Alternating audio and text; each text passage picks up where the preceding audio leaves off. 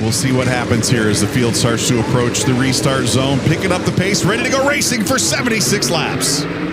The green drops, he found the restart zone, hits the go button, and he leads the field into turn 1. Tommy Catalano alongside in the 64. Remember, the invert was 5, putting the fastest qualifier.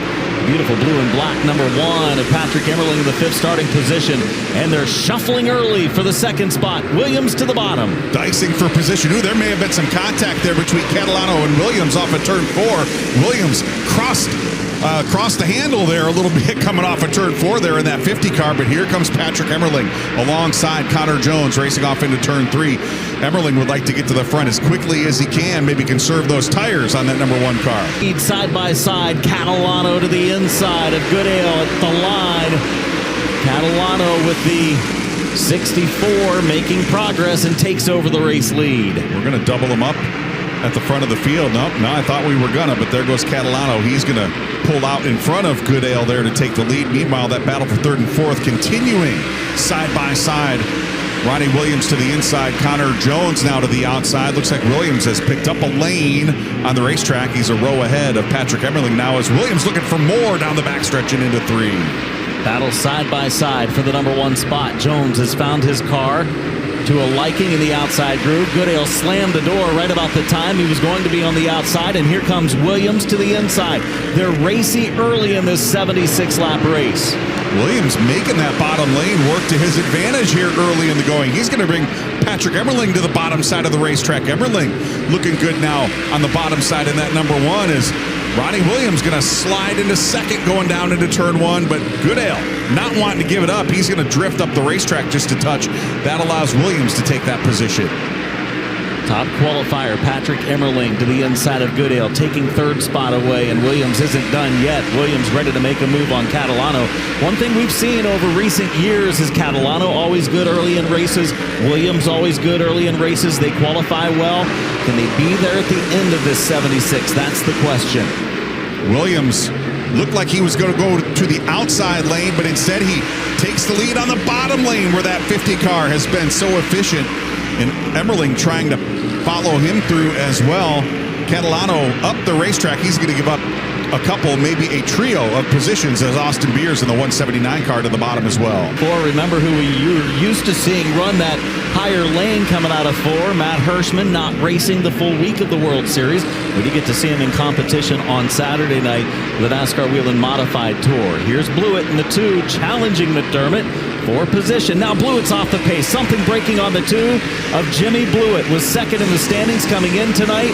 Looking for a great run this evening in his brother's race, and he drops off the pace and looks like he will be coming down pit road. Saw some sparks out of that car, but also saw some backfire out of the exhaust. Don't know if that's a mechanical issue or an engine issue. We'll see if Bob can track down whatever is wrong with. Leader is Williams in the outside lane.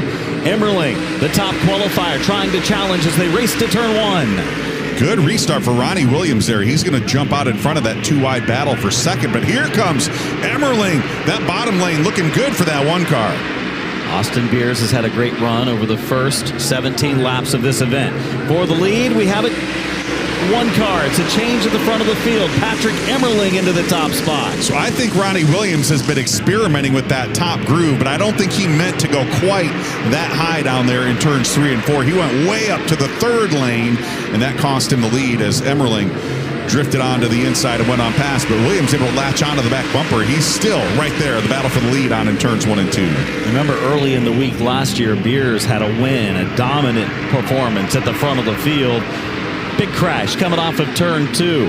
Solomito, the 66, Ripkema, the 32, both up against the outside retaining wall. To the restart zone, green flag back in the air.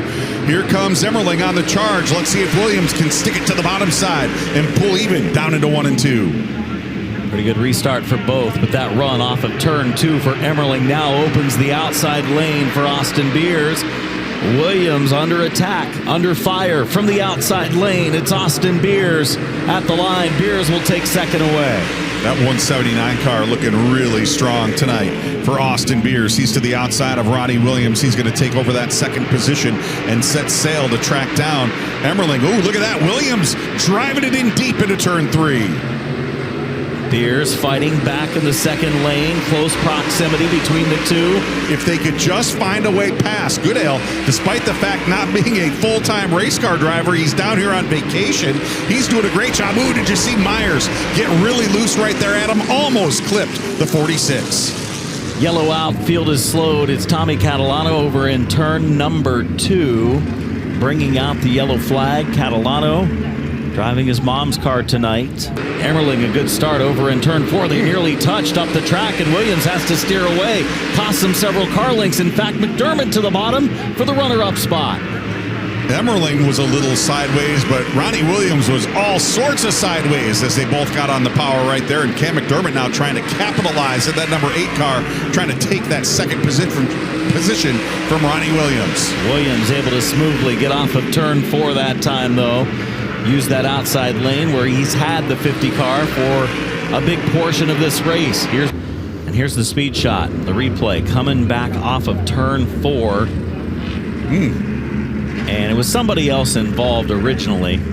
Was that the 24 of Kraus that may have made contact there with the 56 that got him turned sideways of the field back to the restart? Emerling a little bit cleaner on this restart, but Williams is as well. They're side by side off into turn 1.